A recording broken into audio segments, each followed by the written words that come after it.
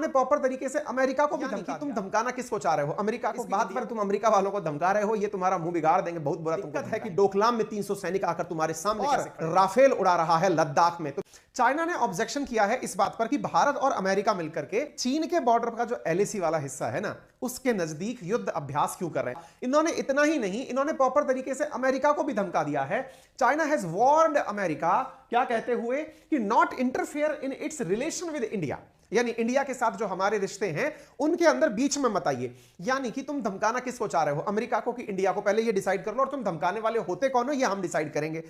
By the way, ये है वो प्राणी जिसके द्वारा ये बयान दिए गए हैं। चाइना ने वेडनेसडे को कहा कि हम इंडिया और यूएस के द्वारा जो मिलिट्री एक्सरसाइज की जा रही है लाइन ऑफ एक्चुअल कंट्रोल के आसपास, वो हमारे और इंडिया के बीच, यानी चीन और इंडिया के बीच के जो व्यवहार हैं उनके खिलाफ है। It's the spirit of two border agreement sign. इसमें ये बोल रहे हैं कि टू बॉर्डर एग्रीमेंट, हम दोनों ने जो एग्रीमेंट साइन किए थे उनके खिलाफ चल रहा है इंडिया। किस किसने साइन किए थे? इंडिया ने और चाइना ने। एलएसी से 100 किलोमीटर दूर पर अगर तुम्हें दिक्कत हो रही है, कल को हमारे उत्तराखंड में, हिमाचल प्रदेश के अंदर भारतीय सेना का जो भी बंकर लगा हुआ है, इवन देखिए जितने भी पहाड़ी राज्य हैं हमारे, उन सबके अंदर बड़ी मात्रा में सेना रहती है। भाई बॉर्डर है, बॉर्डर की सिक्योरिटी करनी होगी, और फोर्सेस हमारे बॉर्डर एरियाज में बहुत अच्छे से मुस्तैदी से तैनात है। आज तुम्हें हम अमेरिका के साथ युद्ध अभ्यास कर रहे हैं, इस पर दिक्कत है। कल को तुम्हें हमारे होने से दिक्कत हो जाएगी, परसों तुम्हें यह दिक्कत हो जाएगी कि इंडिया पड़ोस में ही क्यों है, इसको तो हटा करके कोई और चीज ले आओ। जिस जगह ये युद्ध अभ्यास भारत और अमेरिका की फोर्सेस मिलकर कर रही हैं, उससे असल में चीन को मिर्ची ये लग रही है कि यार ये तो सब तरफ से ही घेर लिए मुझको। अमेरिका उधर की तरफ चाइना के, जापान के साथ मिलकर खड़ा है, नीचे साउथ चाइना से हमें फिलीपींस के साथ मिलकर के खड़ा हुआ है, इधर इंडिया के साथ मिलकर खड़ा हुआ है। ये जो चर्चा करता है चीन की, मैं जाकर के भारत को घेरूंगा, हम तो इंडिया और अमेरिका और जापान मिलकर के इसको सब तरफ से घेर लिए। तो इसको असल में दिक्कत इस बात से है, तभी तो इसने हमारी मालाबार एक्सरसाइज का विरोध किया, इसने हमारे क्वाड गठबंधन का विरोध किया। इसके विरोध कम नहीं हो रहे हैं।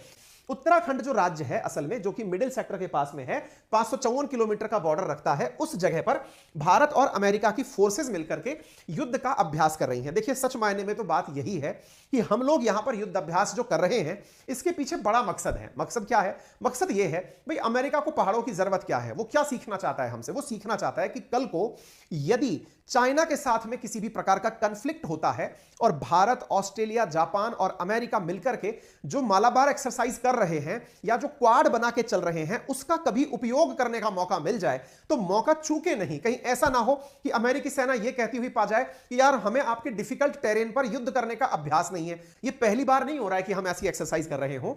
इंडिया और अमेरिका आपस में मिलकर के इस वॉर एक्सरसाइज को बहुत लंबे समय से कर रहे हैं। इवन 2004 से युद्ध अभ्यास चल रहा है दोनों देशों के बीच मिलकर। एक साल हम लोग अमेरिका जाते हैं और दूसरी साल अमेरिका वाले इंडिया आकर के ये वॉर एक्सरसाइज करते हैं, और यहां आकर के एक दूसरे की समझ कैसे विकसित की जाए, दोनों एक दूसरे के साथ मिलकर यानी इंटरऑपरेबिलिटी कैसे होगी, उन सब चीजों के बारे में चर्चा करते हैं। ठीक है, कुछ दृश्य यहां के जो निकल कर आए, उन्हें देखकर ऐसा लगा कि भारत और अमेरिका मिलकर के चाइना को भविष्य में काउंटर करने की रणनीति बना रहे हैं। इतना ही नहीं, सारी सेनाएं बकायदा अपने द्वारा, सारी सेना जो है अपने द्वारा पोस्ट कर करके बता रही हैं कि कैसी एक्सरसाइज चल रही है। जरा आप तस्वीरों से देखें कितना बढ़िया तरीके से यहां पर युद्ध अभ्यास चल रहा है, आप इसकी तस्वीरों से अंदाजा लगा सकते हैं। अब चाइना ने कहा कि सब मुझे इस चीज से दिक्कत है। अब बड़ा सवाल यह बनता है, सर एक बात बताओ, पहली बार बता रहे हो या इससे पहले भी जब हमने आपको बता दिया था कि हम ऐसा कुछ करेंगे, उस समय भी कुछ कहा था?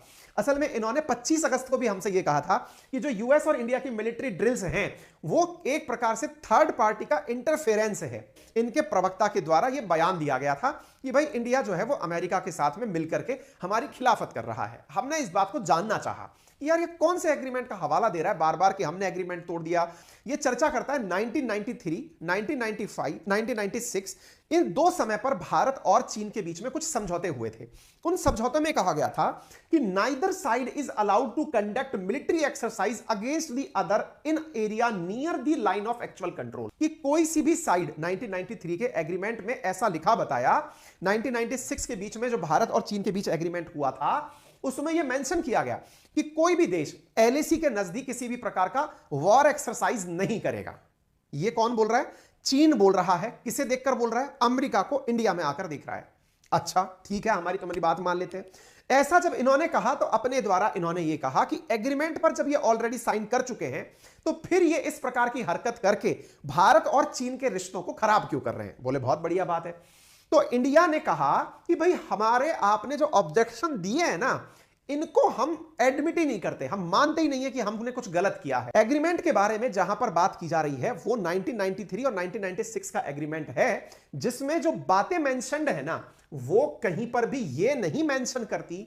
ये तो कहती हैं कि मिनिमम लेवल डिफेंस रखना है, लेकिन कितना रखना है ये बिल्कुल क्लियर नहीं करती। कि आपने इस एग्रीमेंट पर जिस पर हस्ताक्षर कर रखा है, जिसको आधार मान करके आप हमारे सामने शिकायत कर रहे हो, असल में 1993 के एग्रीमेंट में तो यह भी लिखा हुआ है कि इनमें से कोई भी पार्टी बॉर्डर क्रॉस करके दूसरी तरफ नहीं जाएगी, और अगर बाई चांस चली जाती है तो उन्हें जैसे ही यह बताया जाएगा कि आप बाउंड्री क्रॉस कर गए हैं, उन्हें तुरंत पीछे अपने मौके पर लौटना होगा। माननीय, यह खबर जो है वर्ष 2021 सितंबर 19 की है, जिसमें लिखा है चाइनीज ट्रूप्स क्रॉस्ड एलएसी इन उत्तराखंड लास्ट मंथ। आप लोगों ने उत्तराखंड के अंदर बॉर्डर क्रॉस किया था।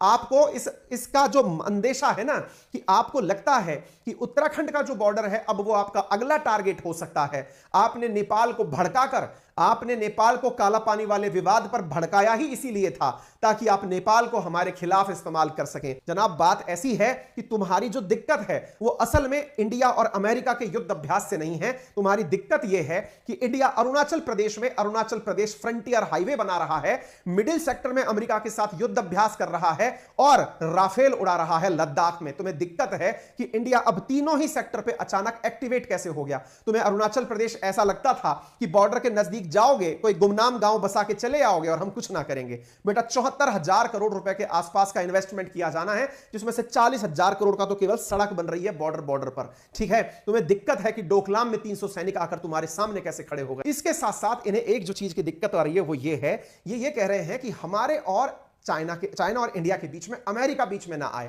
देखो, अमेरिका को तो हम खुद लेकर आए बीच में, क्योंकि हमें भी चाहिए था कि तुम्हारे साथ में जब बार्गेनिंग करें तो हमारे साथ में भी कोई बढ़िया ताकत खड़ी हो, और इस चक्कर में हमने दुनिया ही अपनी साइड कर ली। हम अमेरिका को भी साथ ले लिए तो हम रशिया को भी साथ ले लिए। तो इस बात पर तुम अमेरिका वालों को धमका रहे हो, ये तुम्हारा मुंह बिगाड़ देंगे, बहुत बुरा तुमको धमकाएंगे। ठीक है, तुमने कहा था ना इनका हवाई जहाज हवा में उड़ा दोगे, क्या किए तुम? नैन्सी पेलोसी ताइवान आकर चली भी गई, तुम कुछ कर ना पाए, उसी के चारों तरफ परिक्रमा देकर के गिरिराजी पर्वत की तरह चले आए हैं। मुंह खुलवाते हो, हमारी बेइज्जती ना करवाओ अंतरराष्ट्रीय रूप से। अमेरिका तुमसे ज्यादा बेइज्जती करा लिया, इसलिए हम तुम्हारी बेइज्जती नहीं की है।